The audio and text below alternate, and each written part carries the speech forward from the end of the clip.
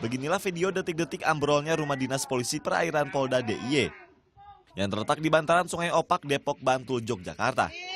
Hujan deras yang mengguyur sejak hari Jumat membuat aliran sungai mengikis pondasi rumah hingga akhirnya roboh. Tak hanya merusak 3 rumah, derasnya air juga menghanyutkan sebuah kantin. Erosi tanah di kawasan Dir Polo Air ini telah terjadi sejak beberapa tahun lalu. Jarak bangunan dengan sungai yang sebelumnya mencapai 100 meter terus tergerus hingga menghancurkan bangunan yang ada. 3 rumah dinas yang tersisa terpaksa dikosongkan karena tidak menutup kemungkinan akan terkena dampak erosi. Pemkab Bantul sendiri berencana membangun talut penahan dengan anggaran 7 miliar rupiah yang akan dikerjakan tahun 2017 mendatang. Kena pengikisan arus curah hujan yang tinggi yang mana mengikis bangunan kita dan 1 rumah dinas, 1 kantin dan beberapa pohon yang ada di lingkungan kita ini amblas gitu. Sejak Jumat malam terdapat 20 titik longsor dan banjir di Kabupaten Bantul. Tidak ada korban jiwa namun kerusakan material ditaksir mencapai ratusan juta rupiah. Yang pasti untuk warga masyarakat yang terutama yang berada di kawasan rawan longsor karena ini adalah baru permulaan dari puncaknya hujan.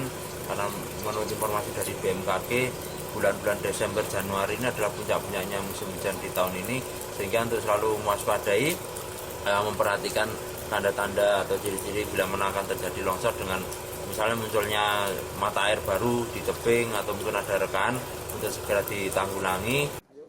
Tanah di perbukitan Giripeni, Kulon Progo, Yogyakarta sejak Jumat pagi amblas sepanjang 100 meter dengan kedalaman mencapai 3 hingga 5 meter.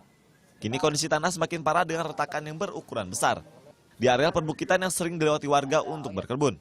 Amblasnya tanah ini diduga akibat kondisi tanah yang labil setelah diguyur hujan deras dalam beberapa hari belakangan.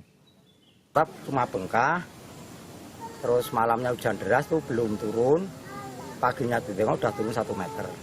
Sekarang udah turun berapa? Nah, sekarang kira-kira ya 5, ada yang 5, ada yang 3, lebarnya udah sekitar itu ada 10 yang ada. Selain tanah amblas, warga Tegalembu dan Gunung Gempal juga dihantui dengan banyaknya kemunculan retakan. Dan tanah menyembul di sejumlah titik di desa mereka. Meskipun sangat mengkhawatirkan, namun hingga kini warga yang tinggal di perbukitan Gunung Gempal masih bertahan di rumah masing-masing. Selamat Lestioro Prasetyowati melaporkan untuk NET.